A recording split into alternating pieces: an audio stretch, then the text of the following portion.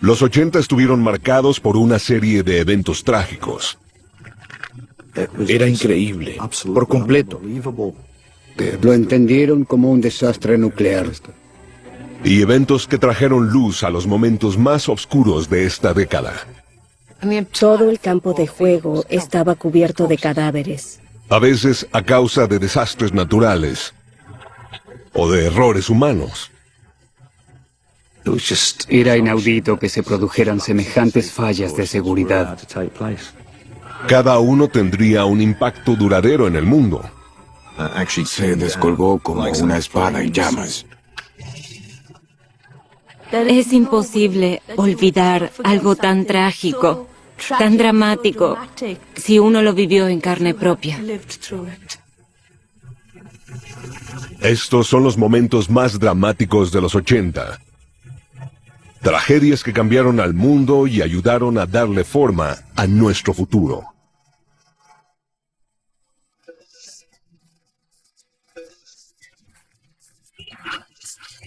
Los 80, grandes tragedias. Durante los 80, los vuelos comerciales se volvieron masivos. Pero en diciembre de 1988, un atentado terrorista sacudió al mundo, y sus repercusiones políticas aún hoy causan controversia.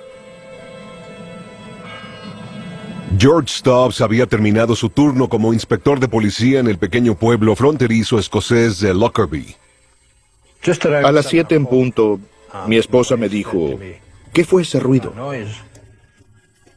Y la pacífica vida de esta comunidad cambiaría para siempre. Salí al patio para mirar un poco, pero no vi nada. Cuando regresé, pasé por delante del televisor y vi una noticia de último momento. Un Boeing 747 de Pan American que volaba de Londres a Nueva York se estrelló esta noche en la frontera con Escocia. Yo estaba a cargo de las noticias de las 9 y comenzamos a recibir llamadas de gente que decía que había habido un accidente, que un avión se había desviado. Luego recibimos informes de la caída de un avión y estábamos alerta, llamando a la policía y a la ambulancia. Miré hacia el sur y vi una gran bola de fuego y una columna de humo en el aire. Olía a combustible de avión. Supimos que a las 8 un avión se había desviado de su ruta con cientos de personas a bordo. El vuelo 103 de Panam acaba de despegar de Heathrow con destino a Nueva York. El Boeing 747 llevaba 259 personas a bordo. Había volado a velocidad constante por debajo de los 10.000 metros y había estado en el aire por solo 38 minutos cuando una bomba explotó. Habían colocado la bomba en el compartimiento de cargas. Le hizo un agujero en el fuselaje, lo cual causó de inmediato la descompresión. Una serie de ondas de presión lo destrozaron. El tren delantero del avión quedó destrozado y comenzó a caer a tierra. Y si bien muchos de los pasajeros debieron haber perdido la conciencia al principio por falta de oxígeno, otros deben haberla recuperado en los 2 minutos que le tomó al avión caer a tierra desde los 10.000 metros de altura. Un ala del avión llena con 91.000 kilos de combustible cayó sobre la calle Sherwood. Como una espada en llamas, barrió con todo lo que había en la calle Sherwood y abrió un cráter de entre 30 y 40 metros de largo. Fue mi imagen de qué es el infierno. Anoche el pueblo de Lockerbie oyó un rugido como un tren expreso y luego vieron llover fuego. 147 personas aún estaban vivas al tocar tierra. Y había allí un piloto de helicóptero al que entrevistamos. Él dijo que cuando llegó al lugar, un pasajero que estaba muerto tenía la mano apretada, aferrada al césped. Mientras la catástrofe continuaba, los medios informaban lo sucedido al mundo entero. Las víctimas de este jumbo fueron 258. La mayoría de ellas eran estadounidenses. Yo volvía del trabajo y encendía la televisión. Veíamos las terribles imágenes de los escombros en llamas y nos dimos cuenta enseguida de que se trataba de un accidente aéreo. Nos llevó más tiempo darnos cuenta de que tal vez era el avión en el que viajaba nuestra hija. Llamamos a las oficinas de Panam, que en ese tiempo estaban en el aeropuerto Kennedy. No pudieron confirmarnos si nuestra hija estaba a bordo. Eso nos prolongó la incertidumbre y el dolor. Al siguiente día, Jim Swire recibió el llamado que ningún padre quiere recibir. Su hija Flora era una pasajera del vuelo 103 de Panam. Como soy médico, no sabía si ir al lugar para ver si podía ayudar con los sobrevivientes. Pero pronto me di cuenta de que era imposible que los hubiera. En total, 270 personas murieron en esta trágica noche. 243 pasajeros, 16 tripulantes y 11 residentes de Lockerbie. Lo más horrible de todo es pensar cómo debieron haber sufrido. El suceso de Lockerbie fue uno de los juicios con mayor cobertura en la historia británica. En enero del 2001, el supuesto exagente de inteligencia libio Abdelbasset al-Megrahi fue hallado culpable del crimen, condenado y encerrado de por vida. Abdelbasset al-Megrahi, culpable. La mayoría de los parientes de las víctimas estadounidenses creen que Megrahi era culpable de los cargos. Y no quisieron examinar las pruebas que salieron a la luz luego del juicio y que contradicen la acusación. No estoy seguro de que sepamos cuál es la verdad. Y eso, en cierto sentido, es en sí mismo una tragedia porque es difícil para la gente seguir adelante con su vida. Después de cumplir 8 años de la sentencia mínima de 20 años, Megrahi desarrolló una enfermedad terminal y fue liberado por razones humanitarias para que regresara a Libia. 3 años más tarde murió por causas naturales. El desastre de Lockerbie fue uno de los mayores atentados aéreos contra ciudadanos estadounidenses antes de los ataques del 11 de septiembre del 2001.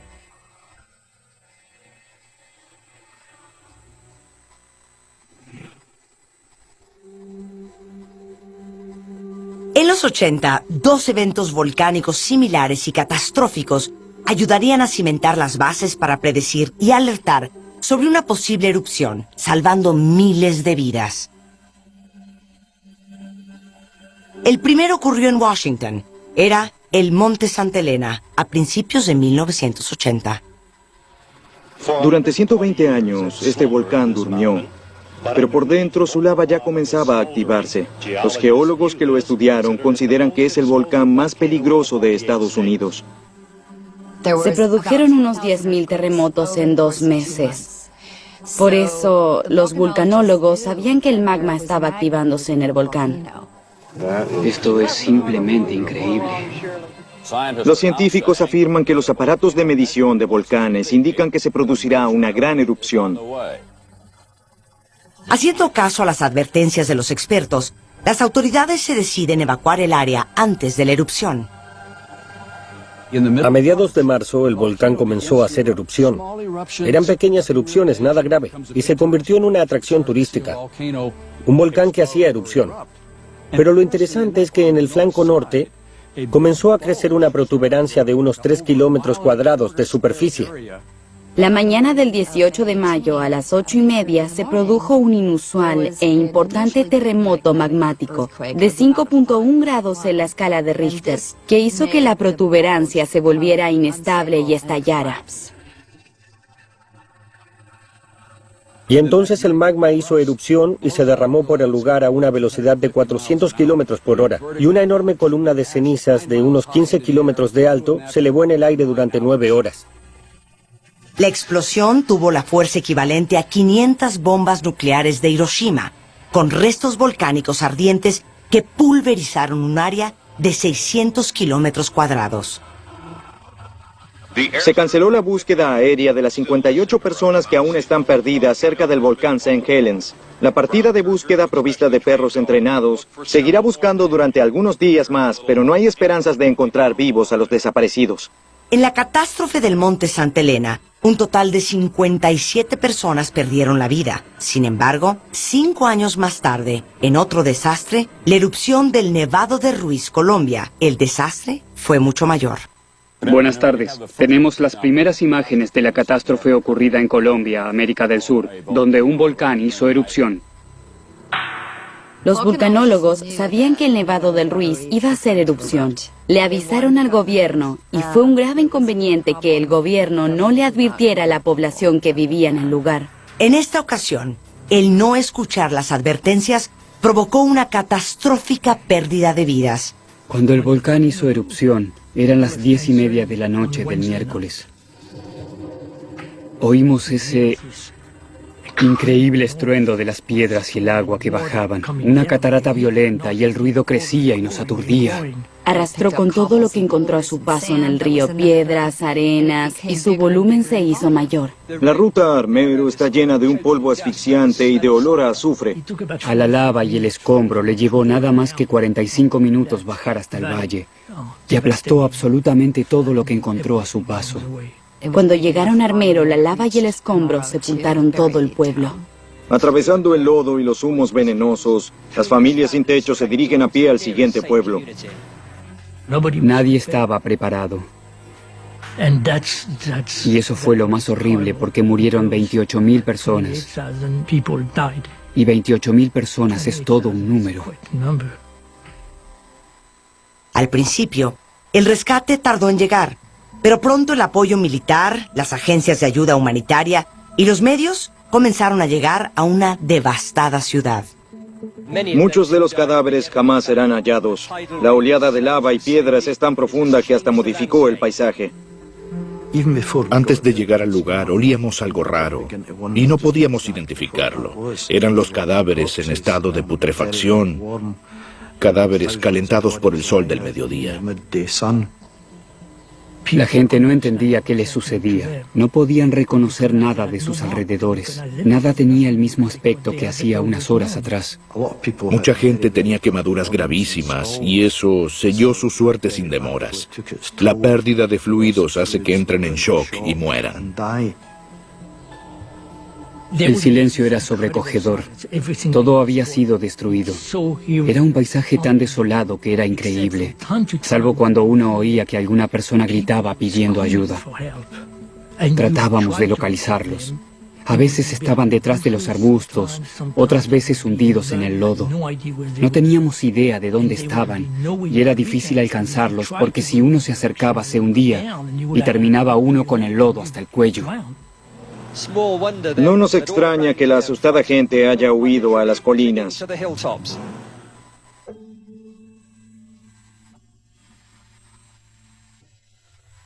Cuando uno va a Armero, hay una enorme cruz.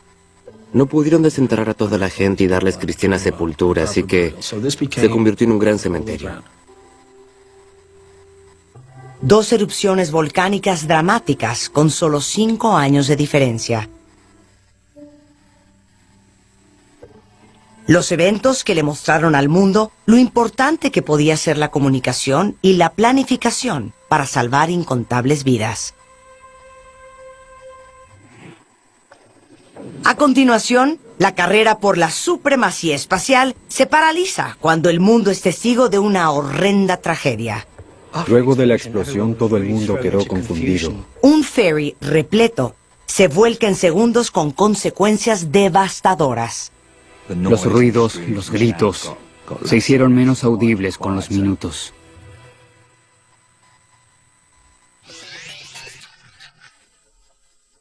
Durante los 80, la exploración espacial era una batalla por la supremacía entre las 2 superpotencias mundiales, los Estados Unidos y la Unión Soviética.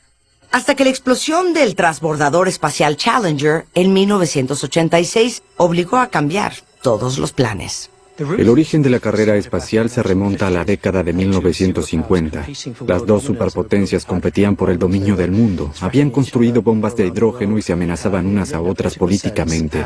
La carrera espacial era otra forma de medir sus fuerzas. Estados Unidos invirtió mucha cantidad de dinero para dominar a su rival. Fundó la NASA y en el transcurso de los siguientes 50 años pondría a hombres en el espacio, ayudaría a crear la estación espacial y desarrollaría el innovador transbordador espacial. El transbordador fue muy interesante desde el principio. Era un nuevo concepto de transporte. Uno se elevaba como un cohete, volaba por el espacio y luego de completar la misión, uno regresaba y aterrizaba en una pista. Para enero de 1986, la NASA había lanzado 24 transbordadores tripulados a la órbita terrestre y el proceso casi se había vuelto rutinario. Cuando la NASA anunció su 25ª misión, el mundo de pronto le prestó atención una vez más. En la tripulación había una maestra, Krista McAuliffe, que había ganado el puesto para ir al espacio entre 11.000 postulantes. Les diré quién es el docente que irá al espacio. Es Krista McAuliffe. Krista McAuliffe se sometió al entrenamiento y quedó elegida para formar la tripulación de 7 astronautas. Todos los estadounidenses seguimos esta misión espacial porque tenía prestigio nacional y porque no era una misión común. Hasta en el extranjero se interesaron. Comenzará la cuenta regresiva dentro de 1 hora y 10 minutos. Habla el control de lanzamiento del transbordador. Fue un suceso espectacular. La gente se había agolpado en las afueras de la pista. Los amigos y los parientes de la tripulación estaban allí. Después de varias demoras y con millones de espectadores en vivo, incluyendo muchos niños, el transbordador Challenger finalmente tiene permiso para el lanzamiento. Restan 21 segundos. El impulsor sólido y el motor están encendidos. Es inevitable sentir mariposas en el estómago.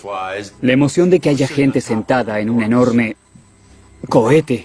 3, 2, 1, ¡despegue! Despegó la 25ª misión del transbordador espacial y se separó de la torre. Misión bajo control, base. Responda, Challenger. 1 minuto y 12 segundos más tarde, mientras mirábamos hacia arriba, el transbordador explotó. se formó una enorme nube blanca. Desde entonces la imagen quedó grabada en la memoria de todos, también en la mía. El clima frío de la noche anterior había dañado una arandela vital utilizada para sellar bisagras de alta presión en segmentos del cohete acelerador derecho. El gas que se fugó hizo combustión, provocando una enorme explosión en el tanque de combustible externo. Luego de la explosión todo el mundo quedó confundido. Tenemos un informe que confirma que el vehículo ha explotado. Nos llevó algún tiempo, pero finalmente todos nos dimos cuenta de qué había sucedido. Ocurrió la peor tragedia en la historia de los vuelos espaciales. El Challenger explotó en vuelo y murieron los 7 miembros de su tripulación. Cuando el resto del transbordador se desintegró, la tripulación salió despedida en trayectoria ascendente. Lo que los mató fue dar contra el mar. Cuando se viaja a tal velocidad, la cápsula metálica toca el mar como si se estrellara contra cemento armado. Continúa esta noche la búsqueda en el Atlántico de restos del transbordador Challenger, en una superficie de 100 kilómetros de ancho por 200 de largo.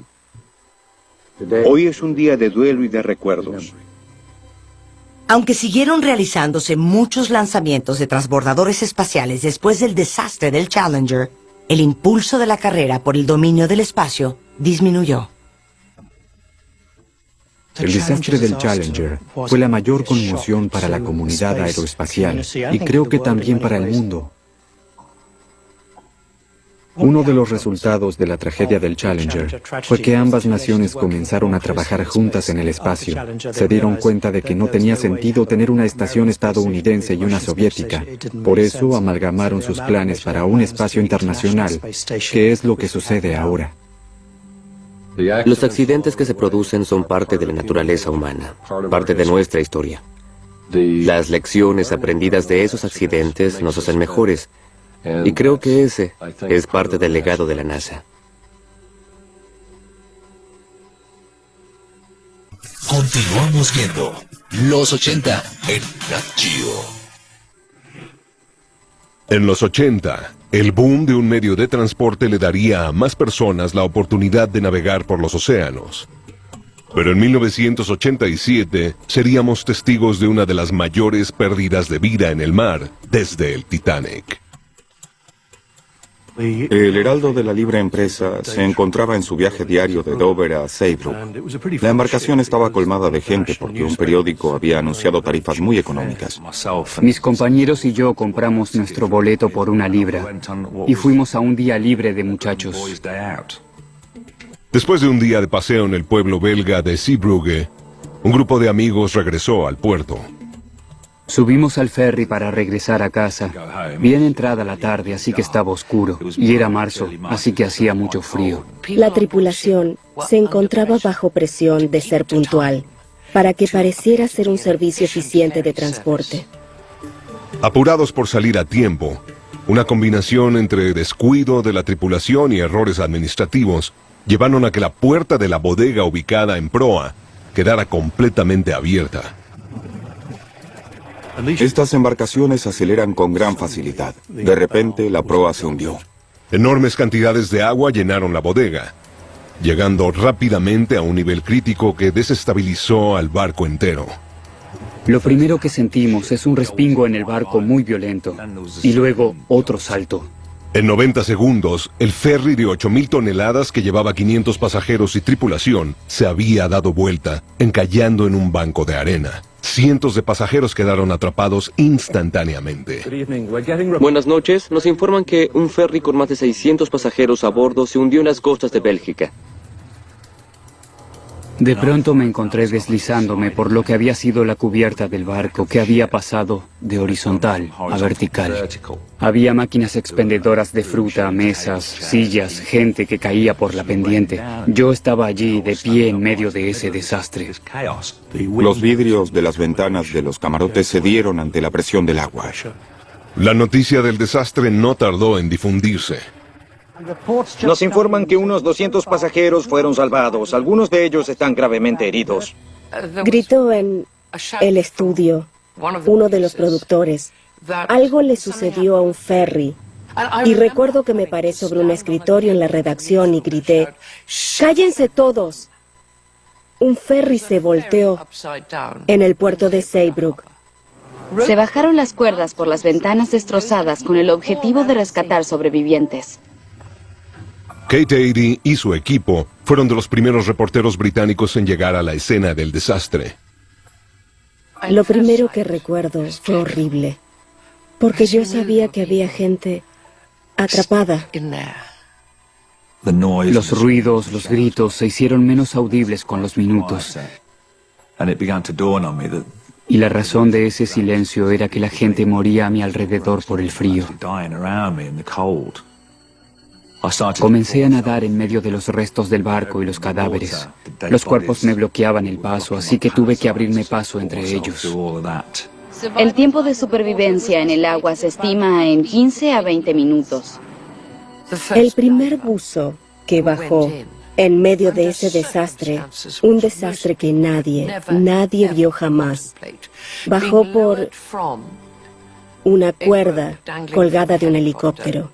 Y un solo reflector iluminaba el lugar. Bajó por una ventana destrozada. Bajó sin saber qué encontraría debajo de él. Y cuando cayó en medio de una masa de gente semi-muerta. Me las arreglé para nadar. Me enlazaron con una soga y me subieron. En total, 193 personas perdieron la vida esa noche, incluyendo a 2 amigos de Simon Osborne. El incidente abrió un gran debate sobre la seguridad marítima y, en particular, implementó mejoras de seguridad en los ferries con puertas de acceso en la proa. El accidente del Heraldo fue un punto significativo de inflexión para la industria marina. Y, en efecto, promovió un cambio en la cultura de toda la profesión. Era inaudito que se produjeran semejantes errores, aunque fueran humanos, semejantes fallas de seguridad. Si de algo sirvió esta desgracia, hizo que se mejoraran los procedimientos de seguridad, y estoy seguro de que nada de esto volverá a suceder.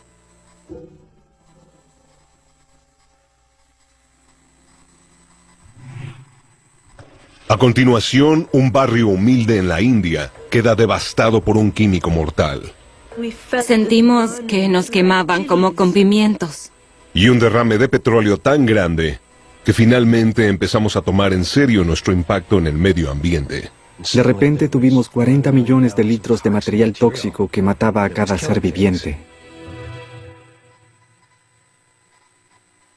Continuamos viendo los 80 en Nat Geo. Los 80 fueron una época de expansión global para los grandes negocios en el mundo occidental. Pero el 3 de diciembre de 1984 ocurriría una catástrofe que pondría bajo la lupa a las prácticas de negocios en el exterior.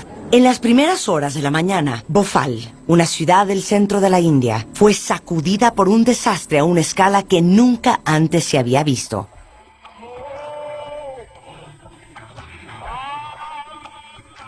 La empresa que se había establecido en Bhopal fabricaba el pesticida llamado Sedim. Era una multinacional estadounidense que operaba en la India. El componente químico del pesticida, isocianato de metilo, era muy reactivo y finalmente mortal. Se filtró agua en los tanques de almacenamiento. Hubo una reacción incontrolable que produjo un calentamiento a 200 grados centígrados.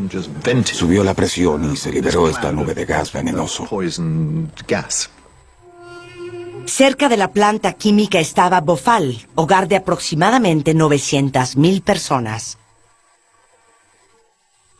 En cuestión de días, Bhopal había sido destrozada.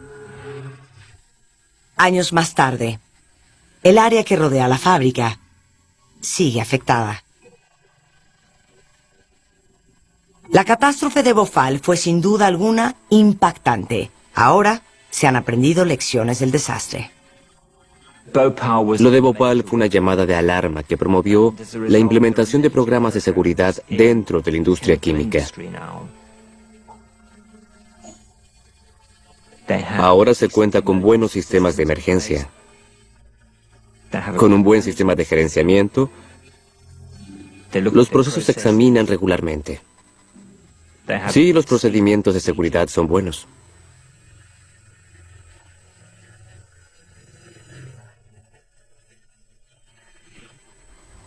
A finales de los 80, el cuidado del medio ambiente no era una prioridad de la agenda política, hasta que el desastroso derrame de petróleo del Exxon Valdez disparó el debate.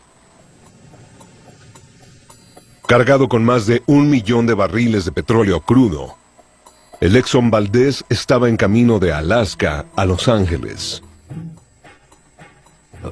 El capitán había delegado la operatoria del barco a la tripulación. Después de desviarse de la ruta de navegación para evitar témpanos de hielo, la tripulación no pudo retomar el curso del barco. Cuando le avisaron al capitán que no podían conducirlo, era demasiado tarde. No pudieron volver a aguas profundas a tiempo y quedó encallado en un pináculo del arrecife Blythe. El resultado es un buque petrolero varado en un arrecife bien conocido y 40 millones de litros de petróleo crudo derramados en aguas cristalinas. Todo un desastre ecológico. El capitán informó el encallamiento varios minutos más tarde porque había intentado quitar el barco del arrecife con una variedad de maniobras, todas ellas infructuosas. El Exxon Valdez sigue varado en el estrecho Príncipe Guillermo. Su barco gemelo bombea el resto del crudo que quedó en los tanques. Millones de litros que se esparcieron con las corrientes y los vientos por las costas de Alaska. Lo que le siguió fue uno de los peores desastres ambientales hasta la fecha. Teníamos esa inmensa cantidad de petróleo que se deslizaba por el mar. Muy rápido, a lo largo de unos 750 kilómetros. Todo ocurrió en las 72 horas siguientes y contaminó unos 2.000 kilómetros de costa, lo cual es una catástrofe. Y no había cómo detenerla. Nadie sabe cuánto petróleo se derramó efectivamente. Algunos dicen que fueron 250,000 barriles, otros dicen que 750,000. Yo zarpé con un pequeño bote de guardacostas hasta el petrolero. Lo rodeaba un aro grueso y hediondo de petróleo crudo. El hedor era horrible, muy fuerte. Ya había aves muertas que flotaban en el agua. Y hasta teníamos aves muertas en la proa del bote de guardacostas. La zona donde se hundió el Exxon Valdez fue un área con gran riqueza de vida silvestre. El saldo fueron entre 250,000 y 1 millón de aves marinas muertas. También murieron 20 orcas, 4,000 nutrias de mar, y la lista no termina allí. De repente tuvimos 40 millones de litros de material tóxico que mataba a cada ser viviente. La opinión pública alzó su voz y dijo que esa locura debía detenerse. Había que solucionarlo. A solo 72 kilómetros del barco encallado estaba el pueblo pesquero de Córdoba. Para una comunidad como Córdoba, que dependía del estrecho Príncipe Guillermo para su pesca comercial, este desastre era una amenaza a toda su forma de vida. Toda la comunidad pesquera del estrecho Príncipe Guillermo se enfrenta a su aniquilación biológica con este hecho. La industria pesquera sufrió un grave impacto. El derrame afectó una zona importante en la que se pesca y se enlata salmón. Sus pérdidas económicas fueron multimillonarias.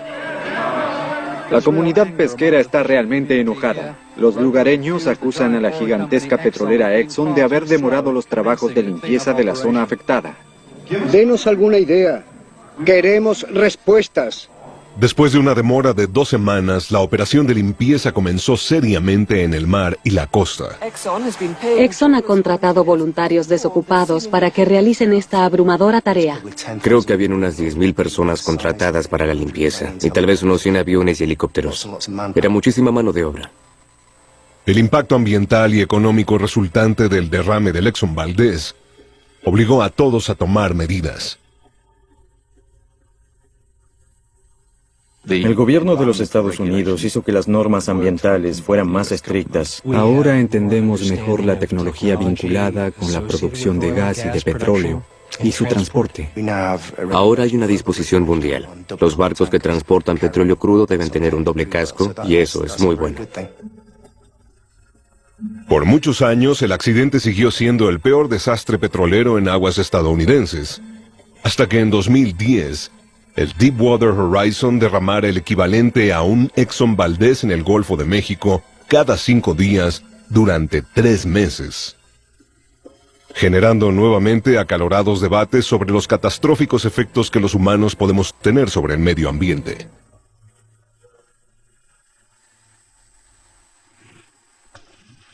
A continuación, el mundo se sacude con varios terremotos devastadores. Era increíble, por completo.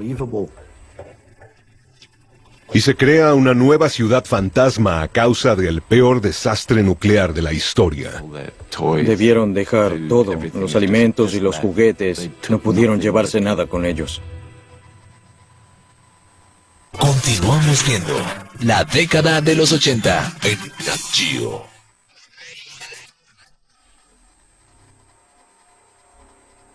Durante los 80, el mundo se sacudió con terremotos, pero fue el hombre, más que la fuerza de la naturaleza, quien tuvo un impacto en la elevada tasa de supervivencia. El primer gran terremoto sucedió en 1985, en la densamente poblada Ciudad de México. Nancy Reagan recorrió las derruidas calles de la Ciudad de México y se conmovió con las imágenes. Lo primero que recuerdo son las imágenes de esos enormes edificios completamente destruidos. Creo que la magnitud fue de 7 u 8 en la escala de Richter. El problema con la Ciudad de México fue que había una cantidad de edificios cuya construcción no se ajustaba al código de edificación. Esos fueron los primeros en caerse. Más de 400 edificios fueron destruidos y miles más se dañaron, incluyendo escuelas, hospitales y negocios. 250,000 quedaron sin hogar. La cantidad de muertos de la Ciudad de México jamás se estableció con precisión. Yo creo que fueron más de 9.500 personas. Otros estiman que fueron 15,000. 4 años más tarde, otro gran terremoto azota la poblada costa de California en los Estados Unidos. Continúan las excavaciones y también el conteo de los muertos. Esta vez, sin embargo, la pérdida de vidas no alcanzó la misma proporción. La ciudad de San Francisco estaba mejor preparada. Los edificios estaban construidos en base al conocimiento de que pueden causar un terremoto en estructuras de ingeniería. Pero esas precauciones no evitan la fuerte impresión que causa un movimiento telúrico. Trágicamente, no todas las estructuras eran tan seguras como podrían haber sido. Murieron unas 60 personas por el terremoto y 2/3 de ellas fallecieron en una autopista en especial que se derrumbó. Durante el terremoto, las columnas estructurales de la autopista Cypress simplemente se arquearon y un sector de 1.4 kilómetros de carretera colapsó, aplastando a los autos. Es el desastre natural más caro hasta la fecha en la historia de los Estados Unidos, con un costo estimado de más de $6.000 millones. Otro terremoto catastrófico se produjo el 7 de diciembre de 1988, en el estado soviético de Armenia, afectando a más de 20 ciudades y 342 pueblos. Llegamos a la zona de mayor desastre, un pueblo llamado Spitak. Lo primero que noté fue que no había un solo edificio que estuviera por encima del nivel de la tierra. Todo estaba reducido a escombros. 5 días después del terremoto, las calles siguen llenas de escombros. Era increíble, por completo. La población local, los sobrevivientes, estaban sentados sobre los escombros, sentados, y nada más. Parecían haber perdido toda esperanza. A un temblor que midió 6.9 en la escala de Richter, le había seguido otro de 5.8 grados tan solo 4 minutos después. El primer sismo dañó muchos de los edificios y el movimiento posterior fue suficiente para terminar de destruirlos. Estas imágenes de Armenia saldrán esta noche en la televisión soviética y muestran la masiva devastación, una prueba de que miles de personas murieron en el primer sismo y en la onda vibratoria posterior.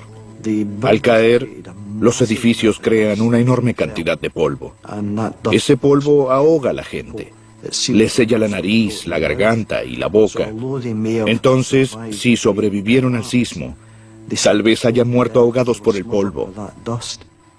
Cuando sucedió esa tragedia, no había nadie que fuera responsable del salvataje, así que nadie contó los cuerpos.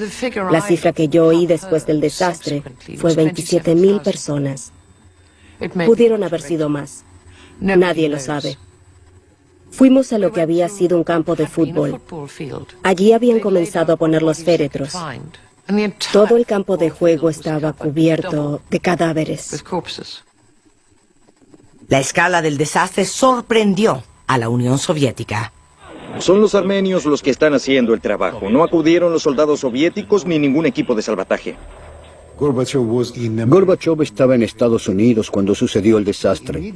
De inmediato solicitó ayuda extranjera, llamado que fue desoído. El líder soviético había abierto las puertas para que llegara la ayuda extranjera.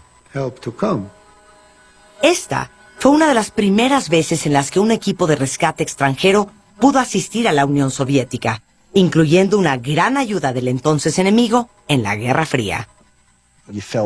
Nos sentimos bien por haber ido con nuestros equipos de rescate y haber hecho lo máximo posible, pero también albergábamos la esperanza de que la política mundial pudiera comenzar a ser un poco más transparente.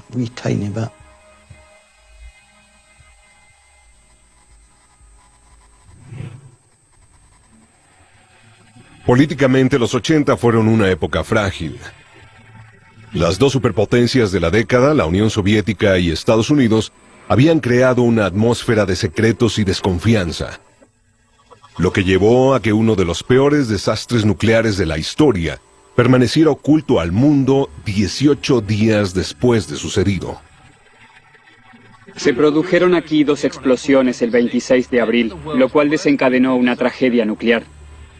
Una planta de energía atómica poco conocida, llamada Chernobyl, en Ucrania, iba a convertirse en el lugar del peor desastre nuclear de la historia. Los trabajadores de la planta llevaban a cabo un experimento sobre cómo manejar un dispositivo de seguridad en el reactor nuclear y el experimento se salió de control. A la 1:23 de la madrugada, una reacción en cadena en el reactor nuclear se salió de control, creando varias explosiones y una bola de fuego tan intensa como para hacer estallar el techo de acero y concreto. El resultado fue una masiva y descontrolada fuga de radiación. Cuando se libera a la atmósfera, la radiación es llevada por el viento y en definitiva recorre todo el globo. Las nubes de radiación y humo de Chernobyl una nube altamente peligrosa, partieron desde Ucrania hacia diferentes direcciones y se dirigieron hacia Rusia y Bielorrusia. Al principio, la reservada Unión Soviética no dijo nada acerca de la explosión. Intentaron minimizar la cuestión, que todo estaba bajo control, que no había nada de qué preocuparse. Ni siquiera le dijeron a la gente del pueblo cercano que se había producido un accidente. No fue hasta que las estaciones de monitoreo de Suecia detectaron una nube radiactiva barriendo Europa, cuando el mundo se dio cuenta de que algo terrible había sucedido. En Occidente, hora por hora, minuto a minuto, había informes de cuál era el nivel de infección nuclear en los diferentes países: Suecia, Francia, Alemania. Todas las estaciones europeas captaron la radiación. No hubo forma ya de ocultarlo. 18 días después de la explosión, el presidente Gorbachev apareció en la televisión. En todo el mundo se transmitió hoy a la noche el programa de noticias de la televisión soviética. Repentinamente y sin presentación, Mikhail Gorbachev finalmente habló sobre Chernobyl. Causó una falla radioactiva. Recuerdo que el desastre de Chernobyl apareció en las noticias del cable. Fueron semanas hasta que la gente logró enterarse de lo serio que había sido este suceso. Nada más y nada menos que la desaparición física de la central atómica de Chernobyl por una explosión. Ya murieron 31 personas y se supone que otros 27.000 ucranianos también morirán en los siguientes 70 años por cáncer producto de la radiación. Fue un gran impacto para el norte de Europa y el Reino Unido, y sobre todo en las zonas donde llovieron partículas radioactivas que cayeron sobre la Tierra. Los primeros ministros y presidentes llamaron a Moscú pidiendo explicaciones. El mayor impacto del desastre de Chernóbil lo sufrió la gente que vivía cerca del reactor mismo. Más de 200 personas sufren ahora de exposición aguda a la radiación. Más de 20 de ellos están muy enfermos. Finalmente, más de 100.000 personas fueron retiradas de lo que se llamó la zona nuclear. Hay toda una ciudad que quedó exactamente como estaba cuando la gente debió ser evacuada. Debieron dejar todo, los alimentos y los juguetes. No pudieron llevarse nada con ellos. No sabemos cuánta gente se vio afectada y seguirá afectada por las secuelas de lo que pasó.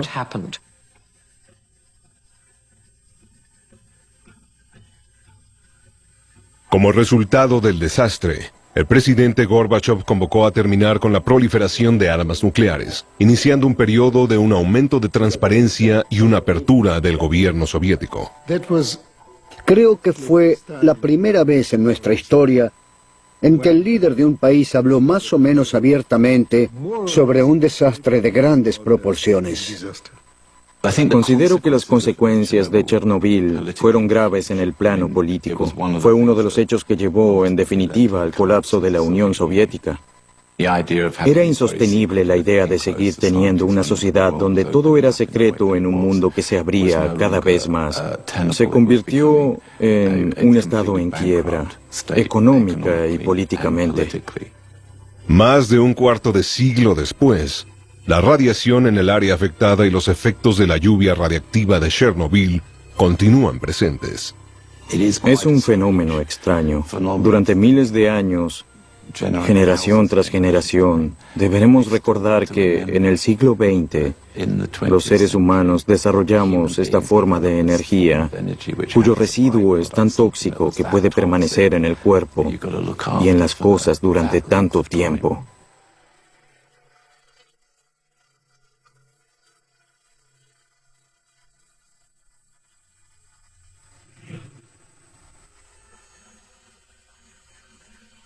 Testigo de alguno de los peores desastres registrados, los 80 fueron un punto de inflexión política y ambiental.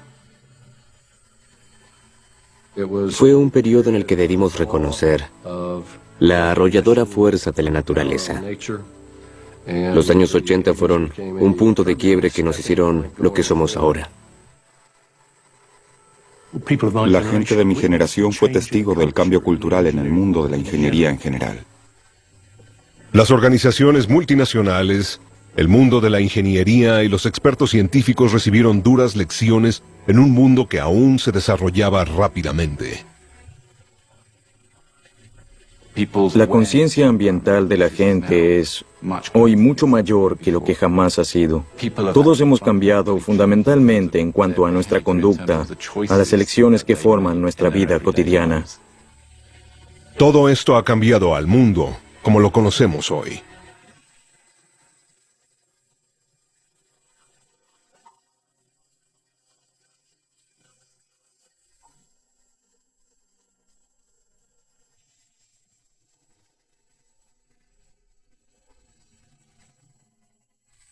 Descubre cómo 10 años esenciales definieron nuestro mundo. Los 80.